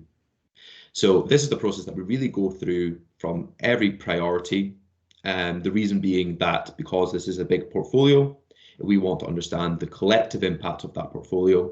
We need to understand each of the constituent parts individually, first of all. So this is basically the flow that we go through from beginning to end. And like I said, the next report will really kind of focus more on that end point. So basically what we do is within the Home First portfolio, there are a variety of priorities. We need to understand each of these individually. In its most basic terms, is it a project or is it a program, i.e. a group of projects? If it is a group of projects, then we would typically follow the same flow for each of the projects within Home First. And then some mapping in terms of which of the Home First aims does this priority align to. So not every priority under Home First is actually going to directly impact on every aim. So this is a really, really useful first step to help us understand, right, well, what types of information do we need to be collecting to make sure that we can evidence the impact against this. So the first thing we need to think about once we've done this is feasibility. This really means, in basic terms, is this priority practical to implement? Theoretically, we might have the best idea ever on paper, but if we can't practically implement it, it will never achieve the aspired outcomes that we want it to achieve. And we can look at this in a variety of different ways, but typically what we assess is acceptability. And that's predominantly to those who receive services and to those that deliver services. So once we know any one priority is feasible, we can then really begin to think about outcomes. And that's really think about, well, what are the benefits of this priority? We typically have a standard framework that we would apply across all priorities. We would think about service users and potentially unpaid carers. We think about our staff, those delivering the services, and we think about wider resource benefits. So once we know a priority is feasible, once we have well-defined outcomes, we can then begin to understand the capability of any one priority. And this really means how big a contribution does this priority have to the overall aims of Operation Home First. So for example, you might have a really, really well-functioning service that sees one person a week. So therefore, the contribution of that service to the overall aims of Home First is only ever going to be very small. And again, like I said, we can look at this in a variety of different ways. The most common way that we would do would be looking at, for example, the number of service users that have accessed a particular service. From there, what we can then do is select performance metrics for a performance dashboard. And this performance dashboard is really designed to be, I suppose, a really sort of a high-level sense check of particular metrics that we might want to monitor over time to provide assurance that any one priority is basically being implemented and remains established. And then we also need to think about what assumptions do we use when selecting these metrics, because the higher up you go, the more variables there are that influence that. And this is something which we develop kind of across the piece.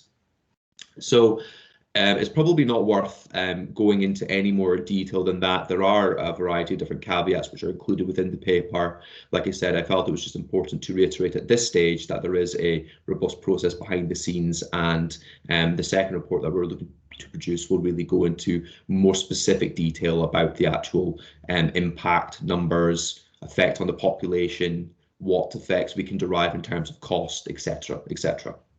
But at that stage, I'll probably be quiet, and I will invite any members of the committee in for any questions that they may have. Thank you, Callum. So just open that up then.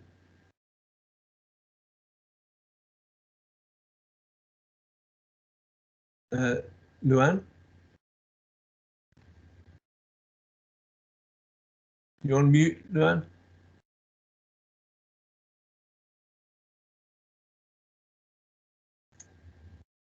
No, it's stuck.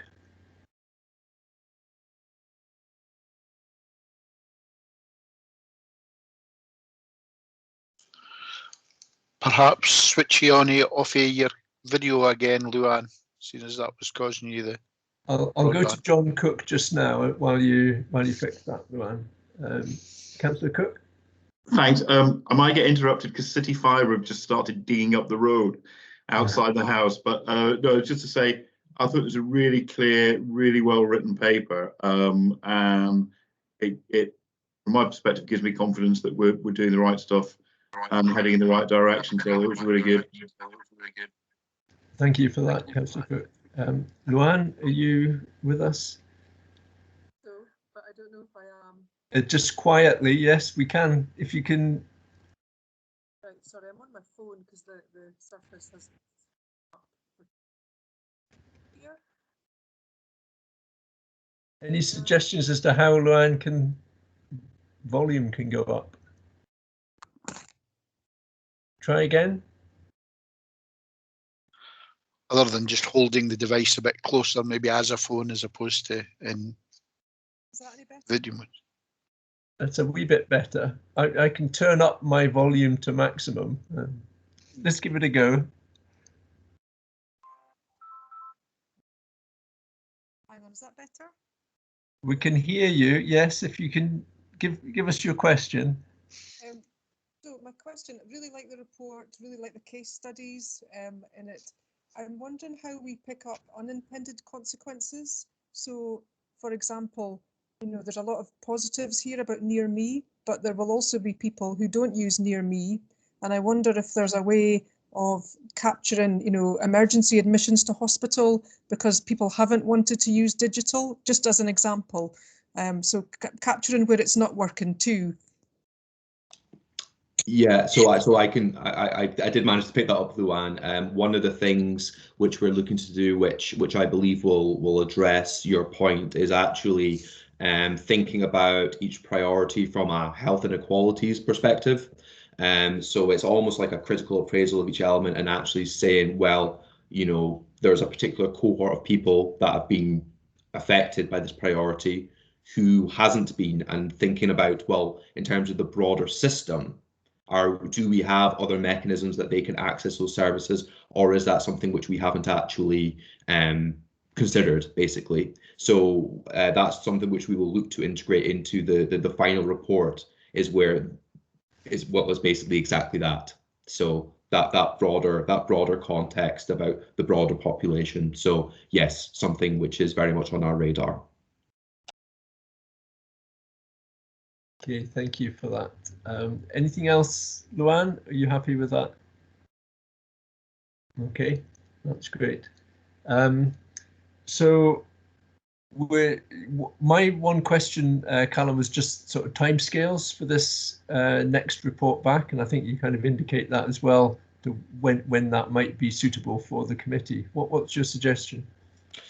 So my suggestion is that the next bit of work in terms of the questions you want to answer is an incredibly substantial piece of work. So we would be aiming for the beginning of June as the timescales that we would be working towards for that, if that would be acceptable to the committee. I can't exactly remember when the next committees fall after that.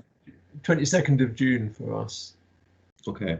So I appreciate that might be slightly later than the usual timelines for pre-agenda, but if we could have until the beginning of June for that, then that would give us enough time to make sure that we are able to answer all the questions that we've set out to do.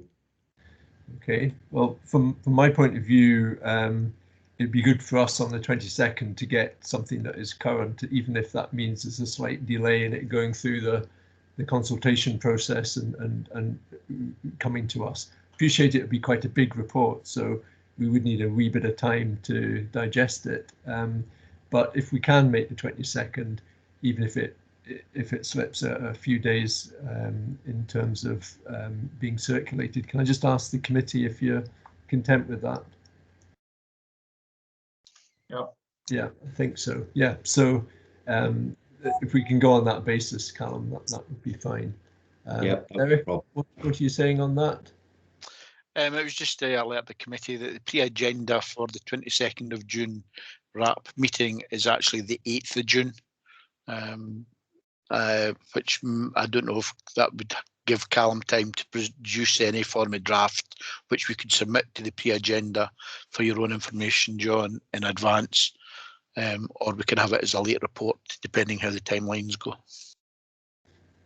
Okay, yeah, and I'd be happy if it does need to be slightly late, or just to receive the draft in whatever form it's in at that point to get a heads up on it. That would be useful, and probably helpful to Callum to give some feedback on it. Well, hopefully helpful. Absolutely, yeah. That would be those timelines would suit me. Would be much appreciated. Yes. Good. Okay. So I think the committee are acknowledging the robustness of the process, which is basically your report today, and accepting that. So can we go to the recommendations then, page 261, noting the information in the report. And I think you were saying about it being a standing item, but we've clarified the next report on this. But it is going to be an important trailblazer in some ways, one of the more complex pathways, but a really significant for us to learn as a committee, I think, what it takes to have these cross-system pathways. So really welcome that there's a proper evaluation coming through at this stage.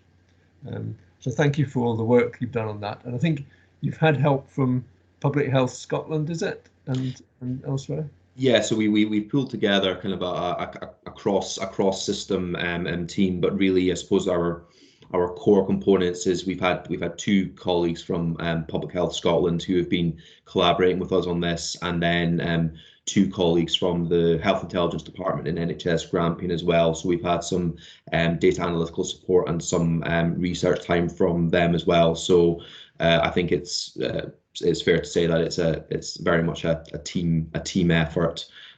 So it's those collaborators that you'll see their names on Appendix A, who I give who I think we can all give particular thanks to for their hard work on this. So yeah. Okay, thank you. Well, if you can acknowledge the committee's acknowledgement of that support, that would be good. And we look forward to the next instalment. Thank you. Thank you. Okay, so that takes us to item 18 on the agenda, the final item, which is confirmation of assurance. So can I ask the members of the committee if you've received assurance from the reports that have been provided today and through the discussions, sufficient assurance at this point in time? Okay, thanks. And so if we can confirm that in the minute, Derek, please. And our next meeting is the 22nd of June.